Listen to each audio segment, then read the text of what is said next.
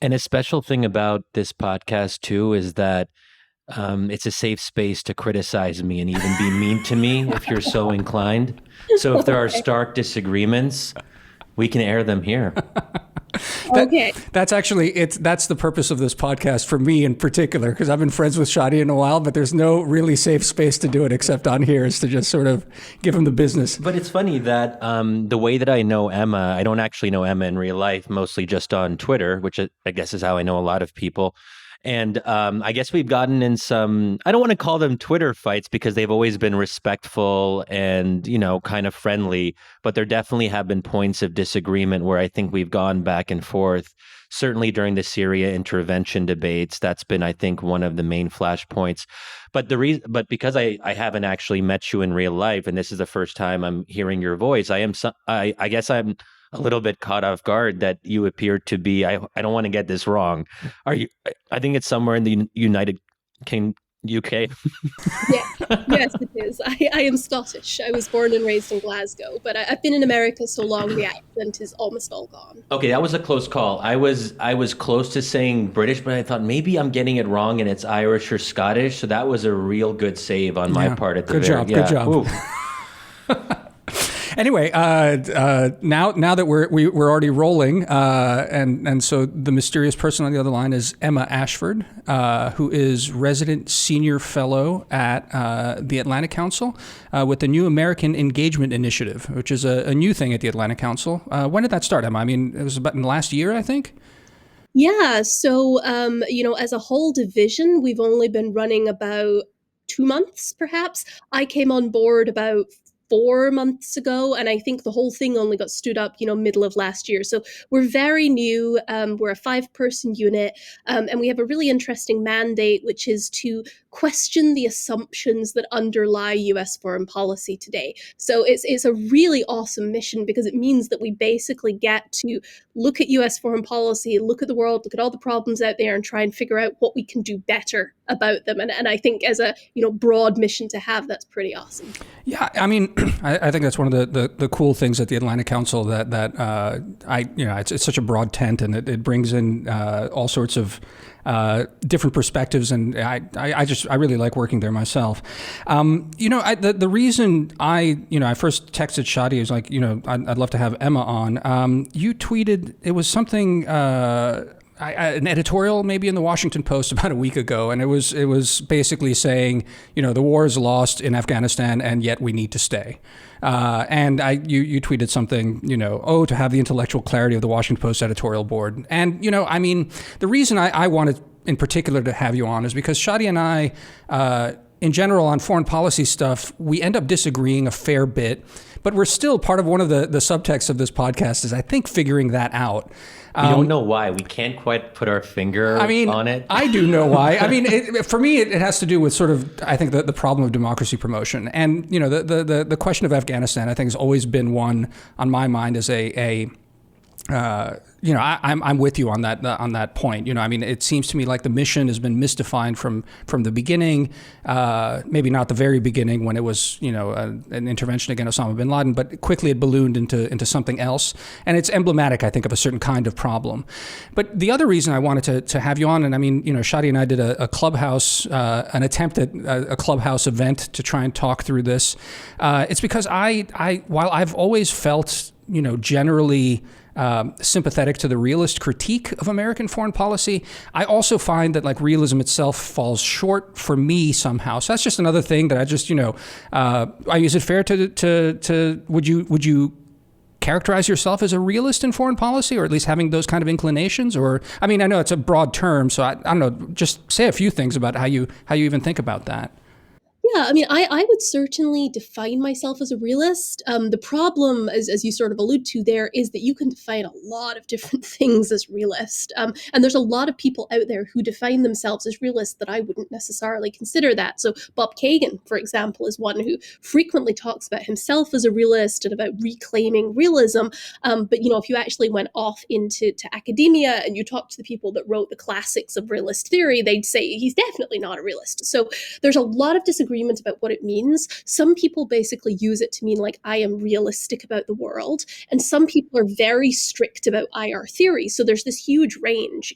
For myself, I use it to try and differentiate myself from there's a whole group of people in Washington that have become sort of known as people that believe in restraint in foreign policy, and that's a grand strategy. And I generally agree with them, but I don't go quite as far. And so I like realist as a way to slightly differentiate myself on that question. I mean, that's really, I think, gets at the heart of some of the things I want to talk about. I mean, part of so Shadi, I mean, you're working on a book about, broadly, is it fair to say, about democracy promotion? Is that the goal of it?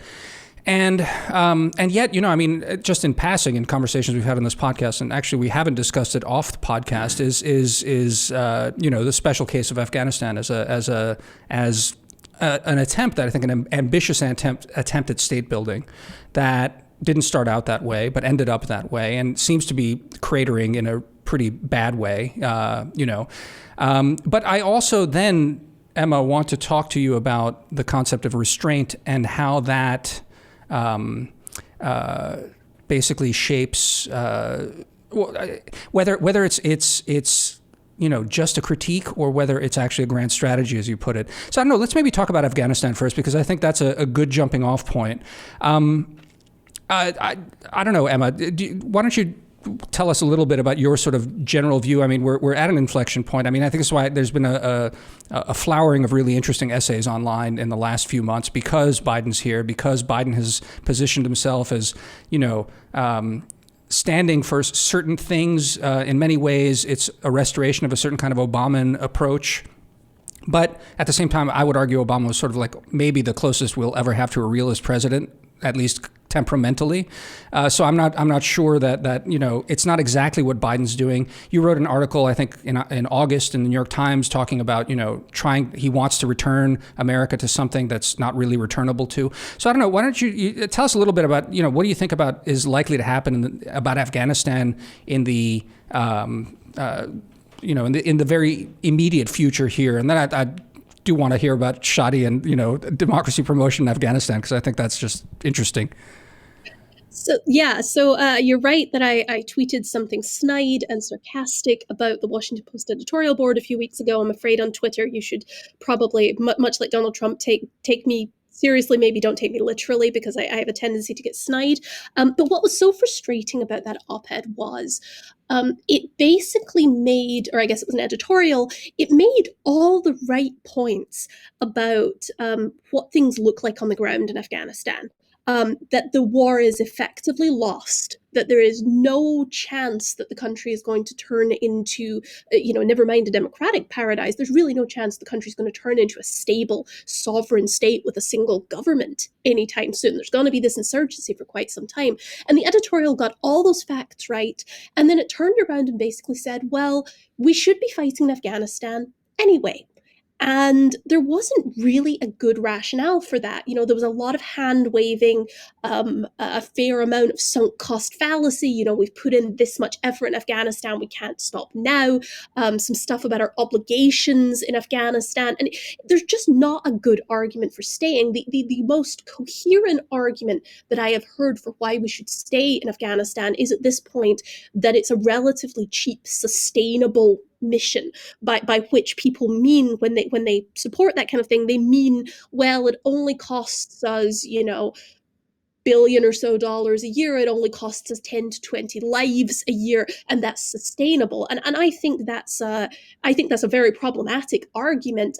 I think it's just punting, because we don't want to make a difficult decision. And I think if you go back, and here's where we sort of get to the, Obama, then Trump, then Biden part of it. If you go back, you can see these arguments popping up basically as early as the Obama administration. We had the surge, it was moderately successful, but when we started to draw down, the problems started to creep back. The Afghan government wasn't particularly good at picking up the slack. But there was this sort of feeling that if we just stayed in a few more years, maybe we could make it work. And what's happened since then is basically we've had, 6 or so more years of exactly the same, to the point where I feel that what Trump is offering to the Biden administration is effectively this gift, that he has set them up that they can withdraw from Afghanistan. It will largely not be perceived as their fault, and that the time is basically right for them to take that opportunity. Shadi, you've been ambivalent about Afghanistan and democracy promotion. Is that wrong? No. No? Well, Okay, but look, I'll go on. Do what you want. I just want to lay down a couple markers in this conversation, and I'd be curious to hear what Emma thinks. So, Emma, you self-define as a realist. It's harder for me to self-define as something because I'm a little bit weird, and I would say that in some ways I'm ideologically heterodox and perhaps even homeless when it comes to U.S. foreign policy. So, on one hand, I supported Bernie Sanders in the primary. I've been a fan of Matt Duss, Bernie Sanders' chief foreign policy advisor, even though those are people who are more closely tied, let's say, to where you might be, Emma, the kind of skeptical of the uses of American power, more enthusiastic about restraint, so on and so forth, where I diverge from Bernie. And this is why I think people have been like, wait, Shadi, why do you support Bernie again? You're like the most hawkish person imaginable on like X, Y, and Z issues. And there is a little bit of a tension. But let me try to unpack that tension because that might help clarify some of the terms of debate. I mean, what I liked about Bernie is the willingness to question the assumptions of U.S. foreign policy. And that's where I think you and I, Emma, were on the same page. And that's why I would like more people who are against the grain to be in the State Department, in the U.S. government, because I don't think the way we've done things has been effective. I look at a record of failure. But the difference, I think, is I look at a record of failure coming from people like Barack Obama, who I would say, and I agree with Damir on this, is the closest we've had to a realist, a real realist president. And I look at his realism and I see failure, I see destruction, and I see a basic lack of competence, particularly in the region that I focus on, which is in the Middle East. So, I don't know where that really leaves me. I think that I would just say that I believe in restraint in terms of long-term military adventures, and that's why I'm not, to go to your question, Damir, I'm not enthusiastic about Afghanistan. I haven't been for some time. I don't like overambitious projects abroad that rely on the use of force over long periods of time. And that's why I would have preferred that in the late 2000s or early 2010s, when we were in a stronger position in Afghanistan, if we're negotiating from a position of strength, that would have been the right time to look for some kind of peace deal with the Taliban. I don't believe there's any potential future for Afghanistan where the Taliban is not part of some kind of peace process. They're not super popular, but they do represent at least a significant minority of the population. And one thing that I've always believed in when we're talking about the Middle East or South and Southeast Asia, that even if you have really bad groups, oftentimes these are Islamist groups, even if you would like to get rid of them in theory, you can't get rid of them in practice. So this would apply, for example, to Hamas in Palestine. Hamas is a designated terrorist organization from the U.S. standpoint, and that's fine. But there is no long-term peace that doesn't grapple with the role that Hamas plays in Palestinian politics. And maybe that's, there's something realistic about that. So I would just say, so I worry sometimes that the debate around Iraq and Afghanistan has tarred the otherwise good name of democracy promotion. There's a way to be skeptical of endless wars. There's a way to be skeptical of the war on terror specifically and the terrible legacy that's left, while also still maintaining a very, I would say, more idealistic perspective on democracy promotion, where and I count myself as a progressive on the left side of the spectrum, that if we're part of Team Bernie, for example, I don't know how you can be part of Team Bernie and not believe in a progressive foreign policy where we aggressively promote democracy in certain ways, not through coercion. Well, in some ways it could be coercive if we use, let's say, aid conditionality, or we suspend weapons sales to Egypt or Saudi Arabia. Those are ways that we reflect our ideals abroad, but we use the levers of policy to get to that endpoint, but we're not exactly going about waging war. I know I put a lot there, but I just wanted to offer a better sense of where I'm coming from on some of these issues. Emma, maybe just to sharpen it, one of the things that always strikes me, actually, and it's between me and Shadi to a certain extent, though I think what he last said complicates it a bit. But I think it's also, call it a kind of sensibility, I think, among, again, very broadly, without pigeonholing anyone, very broadly about the sort of realist pose is about a certain kind of optimism versus a certain kind of pessimism, which is why I end up feeling more at home with realists, and I think why Shadi himself doesn't feel at home with realists. I don't know. So if you react to anything Shadi said, and just throwing that in as another sort of goad, I guess. I think the pessimist point is a fair one about realists. But I would also make the argument that realists have much more of a tendency to use what Hans Morgenthau called strategic empathy, and this term has been popularized recently by H.R. McMaster, who I would argue is not a realist and uses the term somewhat wrongly. But what Morgenthau meant by it was the idea that you try and see where others are coming from.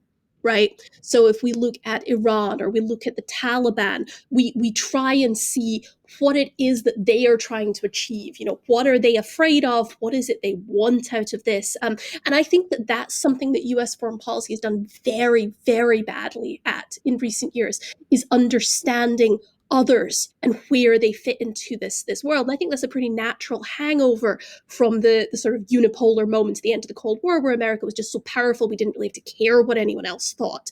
But I think to some extent we've sort of lost that ability to perceive the rest of the world. But in terms of sort of Shadi's comments and where he fits, first, I guess I would say, the classic point, Obama wasn't a realist. I agree with you that certainly among recent presidents, he's about as realist as we've had. And I think there are certain areas where you can see realist thinking informing his foreign policy. I think the JCPOA and Obama's willingness to sort of use a combination of sanctions, pressure, and negotiations, and actually giving some concessions, and to create this nuclear deal. I think that is actually a case where he took a very realist approach to the world, as most sort of academic realists would define it. But there's lots of other cases where Obama resisted those instincts. And I think it is that his personal instincts were more realist. And he was generally persuaded by advisors to do other things, whether it was the surge in Iraq or Afghanistan, the intervention in Libya, right, that ended up being so disastrous.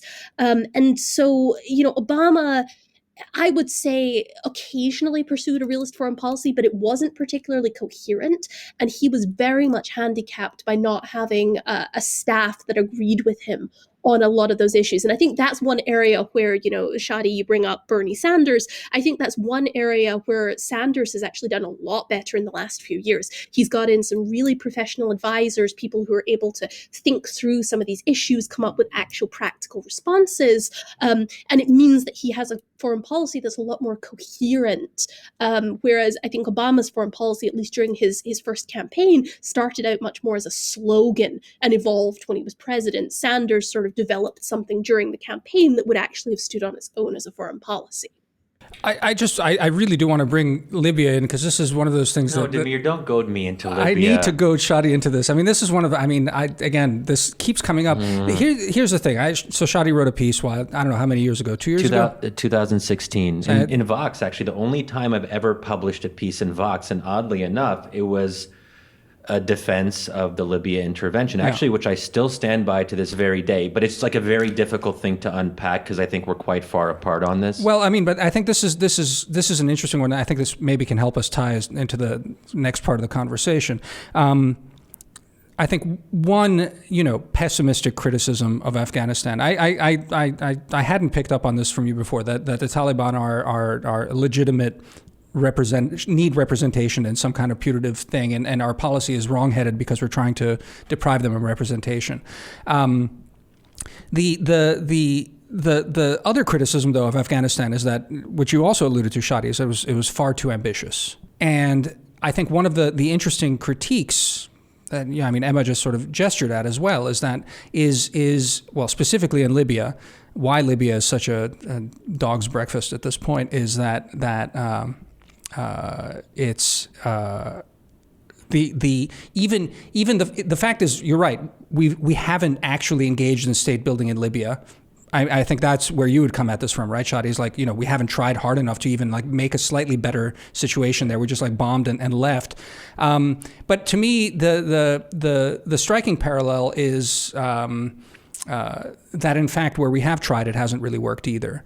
Now, again, dispute that if you like, and say what you will. But to me, it's one of the things is the problem with democracy promotion is, or even don't even have to call it something that lofty, just call it state building. That's a capacity issue that we have a real problem with as Americans. And I think this is, where the sort of realist sensibility, I think is a helpful corrective in any case. I think we would have to, if we wanted to get truly serious about democracy promotion abroad, we would have to retool the policy apparatus and actually develop institutions that are good at supporting democracy abroad. The problem is we don't have that infrastructure, and I think there's a lot of loss of institutional memory when new administrations come in and we sort of revisit the same old dilemmas and same debates.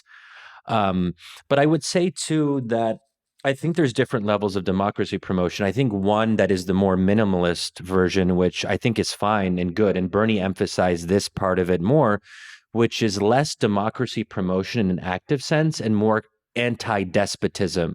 And that's where I would like to build a broader consensus. And I'd be curious, Emma, if you'd be on board with this, because the U.S. can't be neutral when it comes to the Middle East and specific Middle Eastern countries, because if we don't do anything in, say, Egypt, that only means we're perpetuating the authoritarian status quo, because there is already an aid program that is in place, $1.3 billion of military aid each year.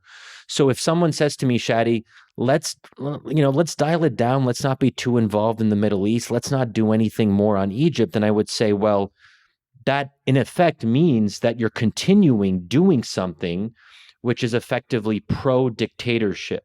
We'll be continuing the same streams of support to one of the most repressive regimes in the world. So you have to make a choice at some point. Are we going to go along with that as we've had for the last several decades? And this is where I think we have to question the so-called bipartisan consensus of standing by our very bad allies. And the very least I think we can do in a case like Egypt that doesn't require a lot of interventionist sentiment is just to say, listen, we're going to suspend military aid, or at least a significant portion of it, and that could include spare parts, maintenance. We could effectively ground the Egyptian Air Force if we really wanted to, because they need spare parts and maintenance to actually keep their military going. So that's a very strong point of leverage that we could use if we really wanted to, where we would say, hey, we don't need you to become a democracy overnight. That's not realistic. But at the very least, be a little bit less brutal, be a little bit less repressive if you want to continue receiving U.S. assistance. I mean, what would you say to that, Emma? And I don't mean, I'm not trying to put you on the spot. I actually don't know what you would say on that specifically. Honestly, I'm actually kind of on board with at least some of that.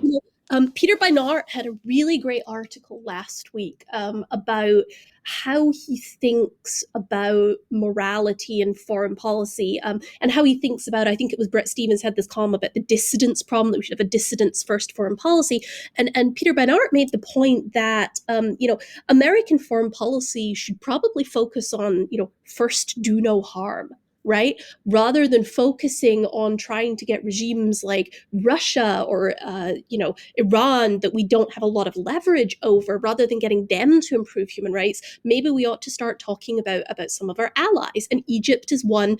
I've done a lot of work on Saudi Arabia. We have a lot of leverage over Saudi Arabia. And it's interesting, I think, to note that just in the last week or two, since the Biden administration came into office and signaled that they were going to be less friendly towards Riyadh, we've actually seen some improvements on human rights issues, some dissidents getting released and things like that. So I think there's scope for, if not democracy promotion, there's scope for improving human rights within those areas that we can, right? Ending support for the Saudi-led war in Yemen, for example, the places where we are ourselves helping to support injustices overseas. That's the low-hanging fruit, and that's, I think, where we should be starting.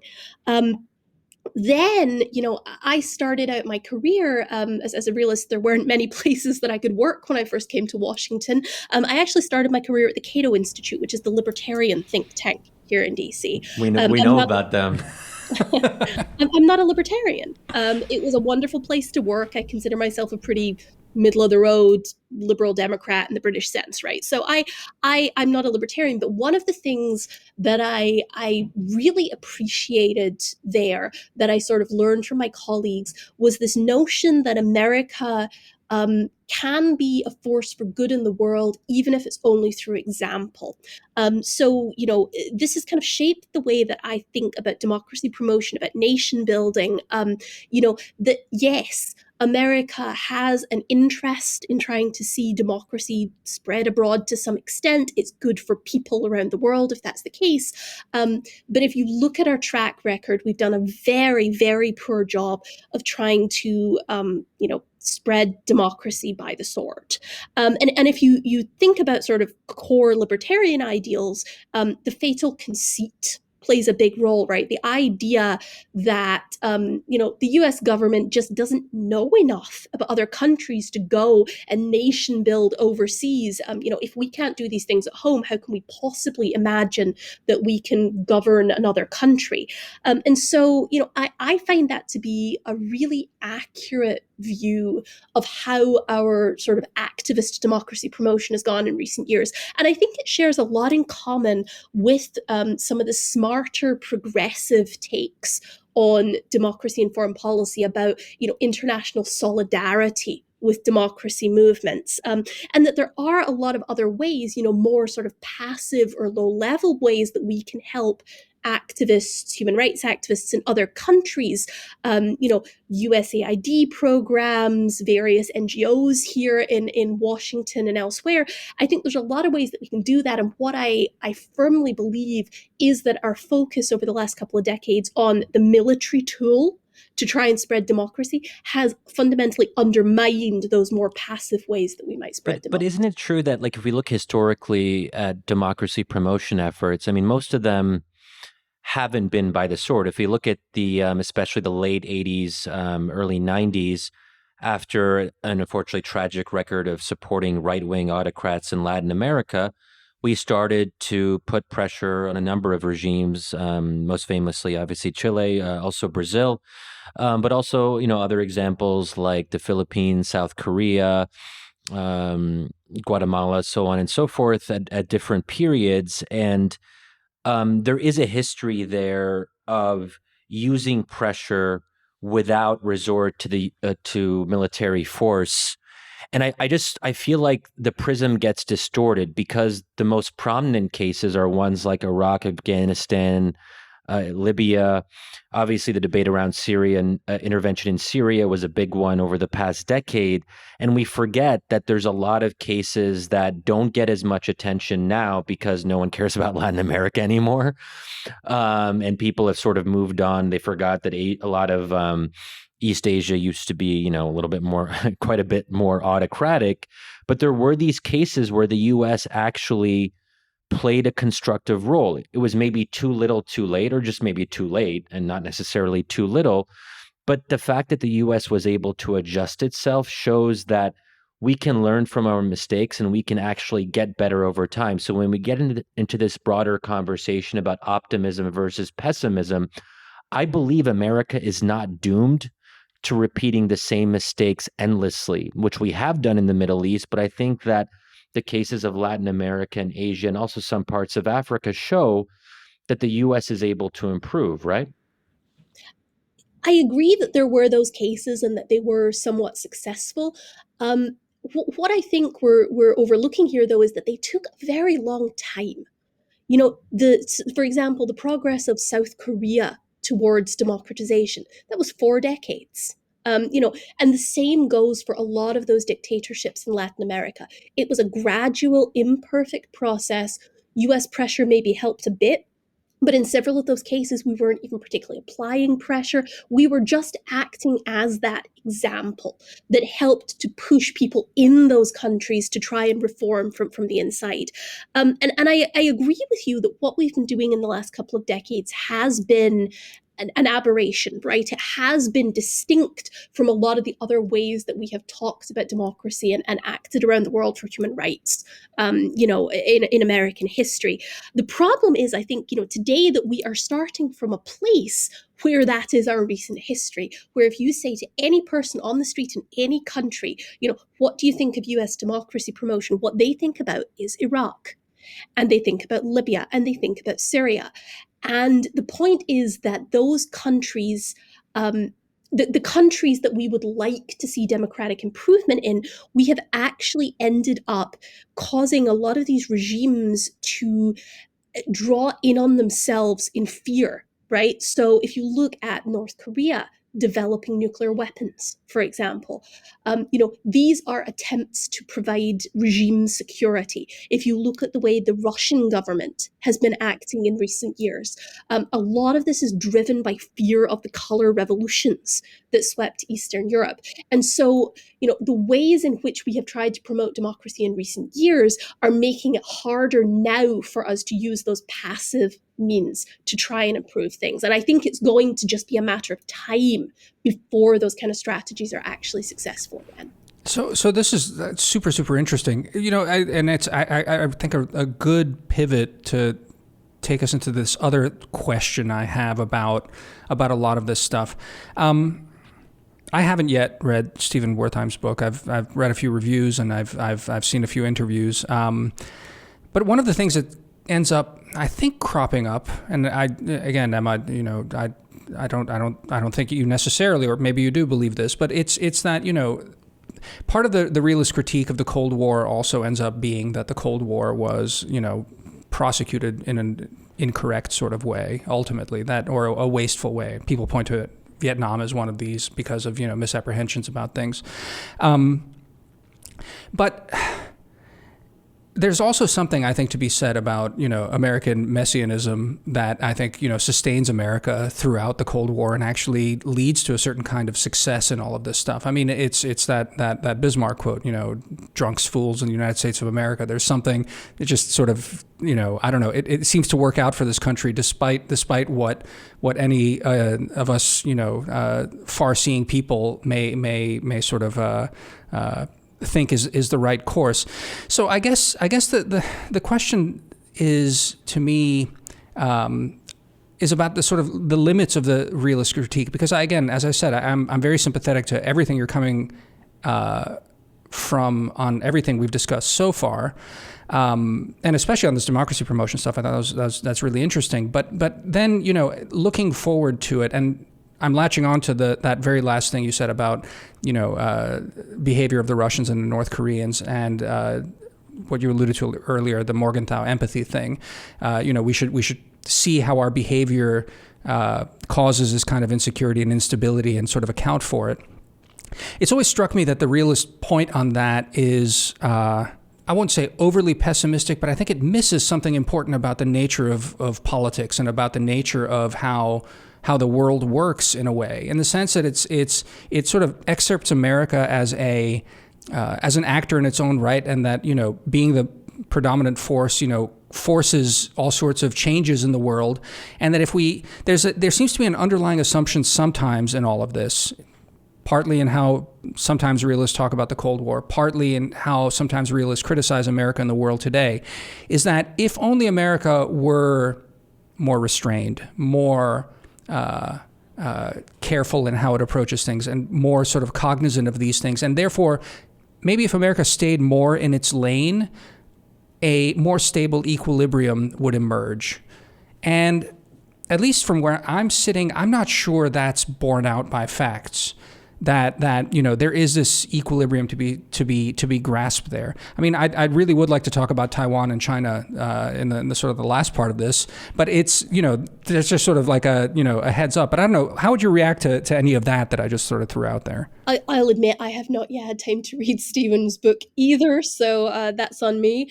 But I think based on hearing him sort of talk about this before and just sort of understanding where he's coming from, he is talking very much about the idea of American exceptionalism and about the idea that American foreign policy elites during the 20th century built on that notion of American exceptionalism to build the idea that America has an exceptional role to play in the world. So I think, frankly, the quote that sums up American foreign policy, certainly in the post-Cold War period, the best was Madeleine Albright in the mid-90s. And she said, America is the indispensable nation. We stand taller than others and we see further into the future.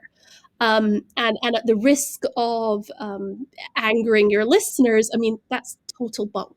Right? No. I agree 100%. That's one of my bête noire quotes. So go on. America is exceptional in many ways. It's an awesome place. I love it. I became an American citizen because I love it. But it is not a unique actor on the world stage, or rather it's only a unique actor in the amount of power that it can bring to bear and in the level of natural security that it enjoys. America is effectively a nation as a continent, and this has given it so much security over the years that it has been able to basically parlay that into a situation where, even today, with a rising China and a Russia that's pushing back more and a lot of other countries out there, there is really no country that could challenge the US for global hegemony. Even in the case of China, we're basically talking about Asia and what's going on in Asia. So America is exceptional in those ways, but I tend to, and I think this is just sort of my upbringing. I grew up in the United Kingdom. I grew up there in the post-imperial era, in Glasgow, a city that had once, built the ships of the British Empire. And there's something to coming from a country that used to be a globe-spanning hegemon and is now, moderately important small island that's a financial power.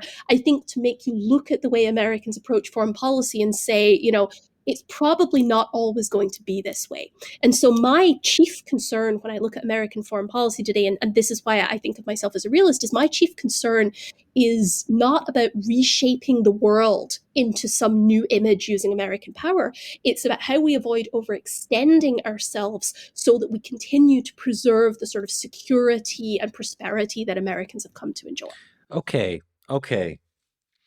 I do have a contrarian sensibility, so I was almost tempted to offer a retort about the Madeleine Albright quote and perhaps interpret it in a more positive light, but I find myself unable to do so. Yeah, don't. I don't remember that particular quote. I remember some of the others. Oh my God. The indispensable nation for sure, but not like the seeing into the future farther. I forgot horrific, about that addendum to it. That I cannot get behind because I don't think it's true. I also thought maybe you'd mentioned the classic Albright quote. I think it's her, unless it's like apocryphal. No, I think it's true. It's like if you have like a wonderful, shiny military, it seems like such a tragedy not to like use it. Yeah. Which I probably could defend if I had to, but I won't because it's probably not popular. So I'm not going to defend that, but I do want to push back a little bit on this notion that the U.S. is not a unique actor on the world stage. You did mention a couple ways that it is unique, but that have to do with the power differential and the fact that America has so much going for it in terms of the resources it can bring to bear in foreign policy. But I don't think that alone can explain. So let's say China becomes the superpower in 50 years. And sort of eclipses the U.S. for a variety of reasons. And obviously, China is not going to be including democracy or human rights in its conception of the world order. Even if we look at other like-minded Western democracies like France or Britain, they are much more traditional in their conception of their national security interests abroad. The French don't have a big problem with not only indulging autocrats, because we indulge autocrats in the Middle East too, but we feel bad about it. We at least have a pretense that we should be better. And that's why we can critique our leaders and say, you're not living up to your own rhetoric, which is what many of us did with Obama. We said, you have this nice rhetoric around democracy and the Arab Spring, but you're doing the near opposite. The French don't give a shit. They'll fet Sisi, which they just did, in giving him the Legion of Honor award and inviting him and all that. Macron makes no bones about indulging the worst autocrats in the Middle East, despite France being a democracy at home, however flawed it might be. We won't get into that. Britain is pretty comfortable in, indulging autocrats and weapons sales and all this stuff, and it doesn't even pretend that it feels bad about it most of the time. So I think there is something different about the U.S. here, and I would even go maybe one step further, and maybe this will be ill-advised and I'll regret it afterwards, but we're already like 40 minutes into the conversation, so I don't think my enemies will have gotten this far into it. But I do think there's an argument to be made that America is the most just empire in world history in terms of the conduct of its foreign policy. I won't say more. I'll just mic drop, the most just empire. Go on, Emma, if you like. I can also add stuff, but go on. You might be right. I think Patrick Porter puts it really well in his book. He basically points out that, the liberal international order that everybody's been talking about, wasn't really liberal, was confined largely to the Western world. But he does make this point that, American hegemony, American global hegemony has been among the freest and most open hegemonic orders that we've seen in history, but it's still not, just benevolent, right? The U.S. is getting something out of it, and it has not always been that benevolent liberal order that we think of. So even though I'd say it's probably better than a lot of the others, that still doesn't mean it's great. And again, it's sort of at the risk of just putting too fine a point on this. You say, well, at least the U.S. feels bad about its hypocrisy. I'm really not sure that we do. We sell arms to a lot of states that turn around and then use them on their people. Egypt, that we were talking about just a few minutes ago, among them. We continue to sell cluster munitions to the Saudis until 2 weeks ago. We were helping them to prop up a famine in Yemen. And you're implying, I guess, that the fact that we might feel bad about it somehow makes that better. It's not clear to me that that's the case at all. American foreign policy has its share of hypocrisy. The foreign policy of all great powers does. But I don't think that we're in some way exceptionally good in that regard. To be fair on that point, right? It's the fact that we've stopped selling cluster munitions proves Shadi's point a little bit, right? That you get an administration that comes in and sort of corrects on these sorts of things. But not to it's interesting. One thing that I want to sort of get back to is it struck me, you said, coming from the United Kingdom and from Scotland, that part of your sensibility, you seem to have indicated, is sort of informed by that, and that sort of worry about being able to preserve what's good about America. I can tell you, I come from the Balkans, and it's my own inclinations and are definitely shaped by the 1990s over there, and as a result, there's nothing more horrific to me than America's really stupid missteps, both in Afghanistan and Iraq, because they seemed even at the time, but especially since then, as such unforced errors, really driven by a kind of optimistic ideology about the possibility of change. So I hear you on that, but maybe the place where I'd maybe push you a little bit on this is that the fascinating thing about the history of the Cold War, to get back to it, and the fascinating thing about America going forward, is that it's a weirdly ahistorical place, that Americans are constantly sort of pathologically forward-leaning and future-oriented and an optimistic people, which creates a kind of dynamism, certainly economically, certainly in societal dynamism, but I think it also creates a kind of this like recklessness in foreign policy that nevertheless is balanced by this vitality in America. And I sometimes wonder to myself, and I do want to talk about China a little bit, is that, I as a pessimist, as someone who tries to say, and like, well, America is perhaps relatively declining to China, though that's a difficult thing to measure. And, a lot of these articles that are coming out now saying that great power competition as a paradigm is not, well suited to actually describing the reality of how we should be dealing with China. And underlying that is a sense that there's a certain kind of accommodation that's necessary because China's rise is inevitable and the rest of this. I guess my question is isn't realism missing something? Or never mind realism, or like this question of American restraint, isn't it missing something about the I don't want to say positive externalities because that's too glib but the importance of maybe just blocking China and therefore taking a principled stand on, say, Taiwan, or being obstructionist to China's rise because of all these sorts of I'd almost say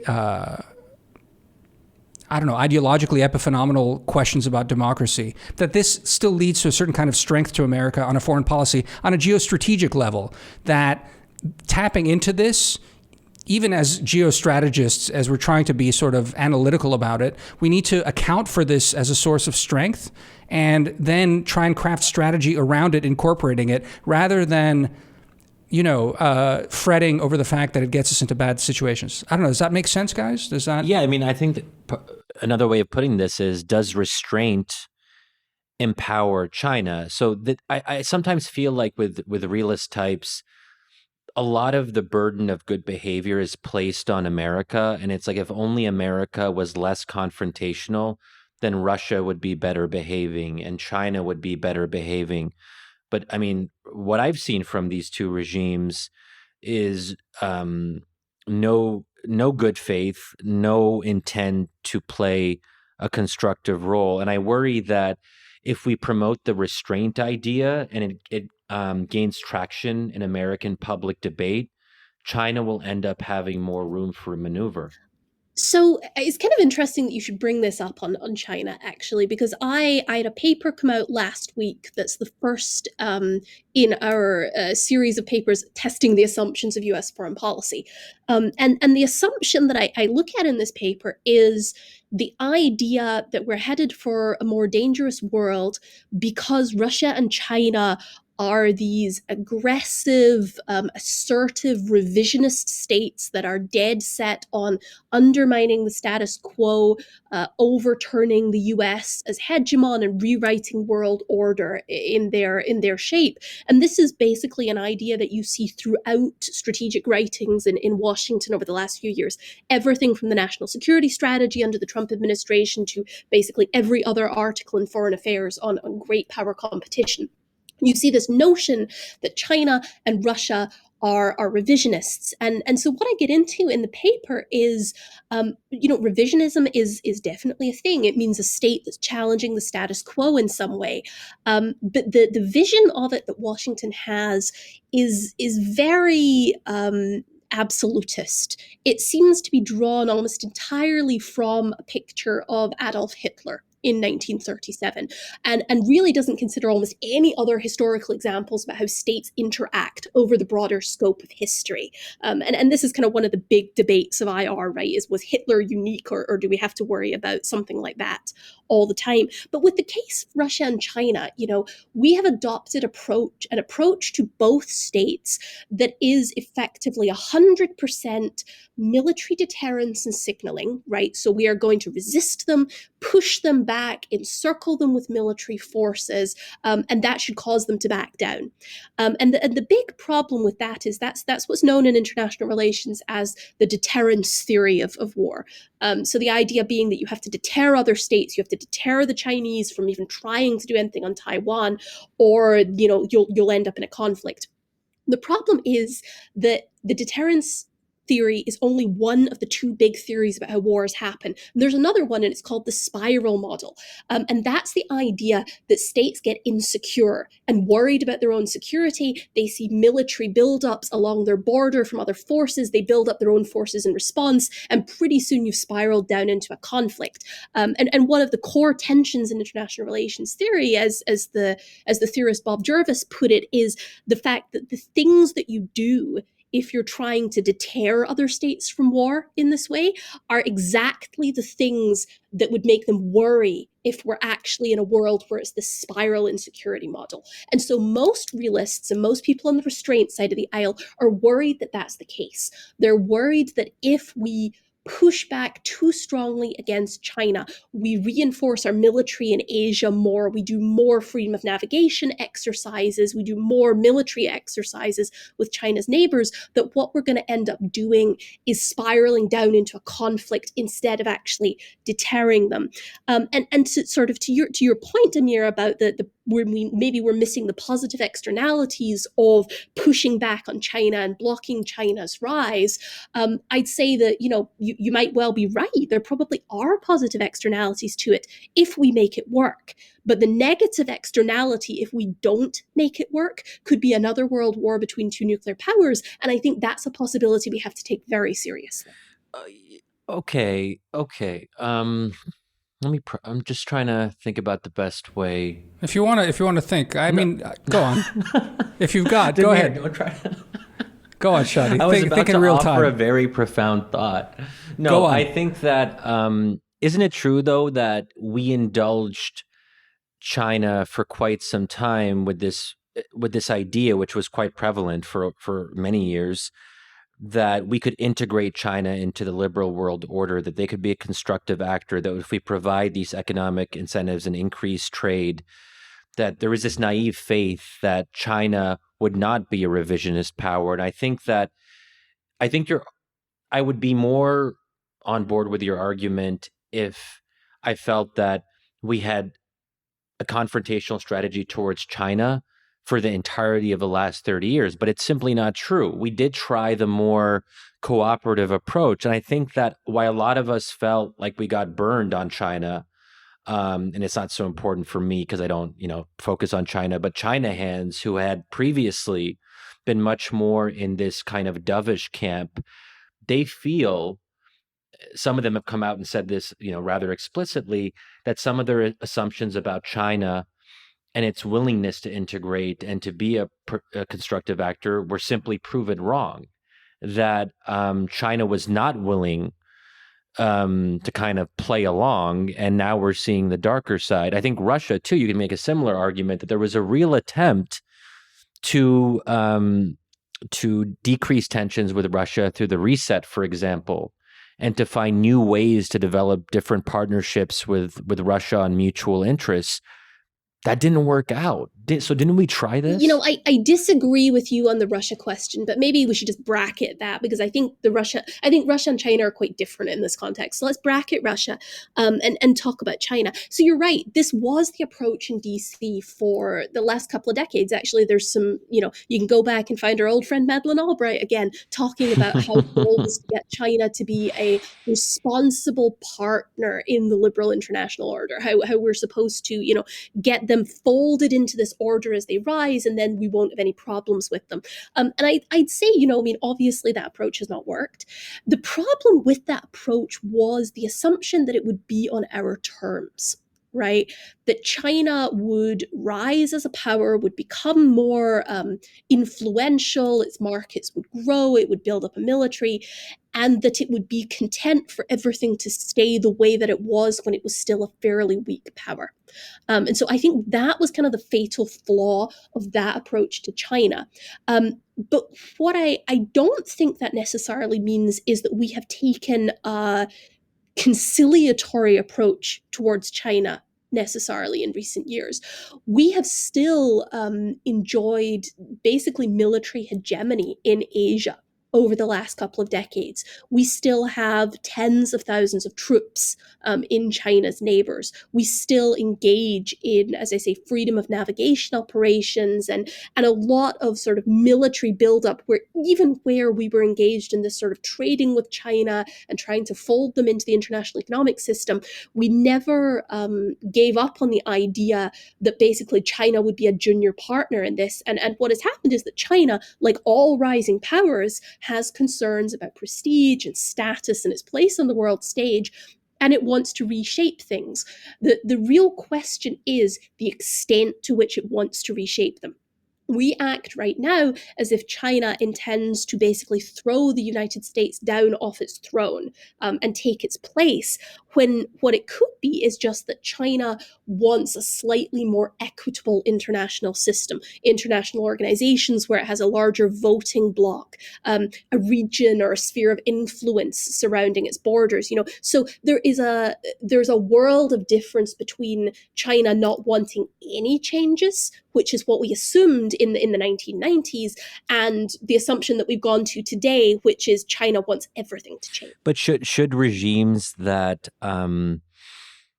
are extremely authoritarian and commit some, genocide against minority populations, should they be allowed a sphere of influence? I think I take what you're saying, but why should China be allowed that room for maneuver, that greater role in international organizations, considering that they like killing their own citizens? Well, and let me just add on top of that.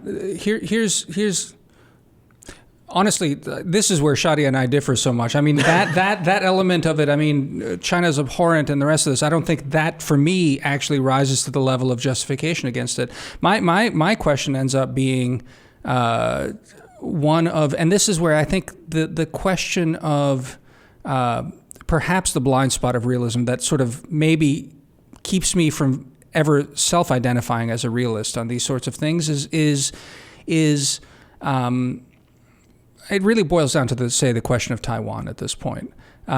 Whether Taiwan is a legitimate, sphere of influence for China or not, I think that's something that ends up being something that I think most realists would say that look at the military balance, look at how fast China is rising, look at what we're able to do given that they're 100 miles off the coast and the outlying islands are literally visible from the Chinese mainland. What's likely, what's possible, and yet I think the blind spot there ends up being if we're a priori conceding this, what are the costs of that? And I think that somehow gets lost in sort of the realist approach to it, and in the sense that perhaps it maybe hastens certain sorts of trend lines that I think are correctly identified about the sort of rising and falling powers in relative terms. I mean, I guess the question is, Given you bracketed Russia earlier, I think that the interesting thing about Ukraine was the question of the escalatory spiral. I think realist critiques would say, no, we couldn't arm Ukraine because it risks going into a larger sort of conflict. Turns out that the Trump administration, in its sort of, because the president was generally, not disposed to thinking things through very, very carefully, went ahead and did it. And we didn't get actually a conflict. They backed down. So the question is there? Do you see this as a weakness generally? I mean, react to Shadi's humanitarian concerns as well. But is there a weakness there in realism that it has a blind spot about the externalities, the positive externalities of leveraging American might for again sort of coercing this sort of stuff?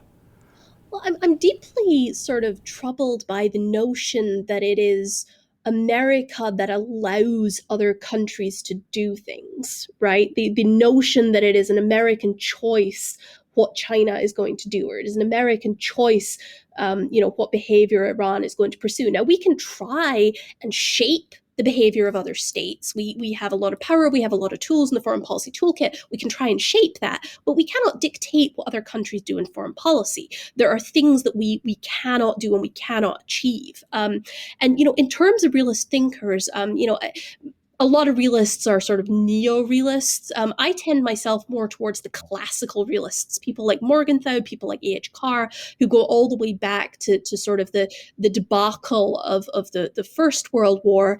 And Morgenthau basically talks about the morality of policymakers, and why policymakers need to take a realist view of the world and need to consider the national interest, even if there are things that they think are wrong. So, the question of what China does to its own citizens, for example. Morgenthau would argue that while policymakers personally might deplore the treatment of minorities in China, we might think it's morally wrong, policymakers have a moral obligation to those under their care, to the people living in the United States, not to risk getting them all killed in a nuclear war over those minorities in China, paraphrasing a bit, obviously, here.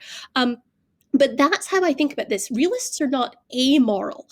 It's just that they tend to think of morality in terms of the national interest. And so, when again you say that there might be positive externalities to, resisting China on Taiwan, or, sending troops into Ukraine, for example, I agree with you. I think we got very lucky with the fact that we armed Ukraine and there wasn't more of a spiral during the Trump administration. But we need to consider that when we do these things, there is the risk that things will escalate, that it will end up turning into a conflict, and that will end up hurting American citizens more. And that I believe firmly that should be the first care of policymakers. And just to sort of conclude a bit on Taiwan, lest you think that I'm suggesting that we just throw up our hands and abandon Taiwan, that's not what most realists or restrainers would argue. There are many ways to defend Taiwan.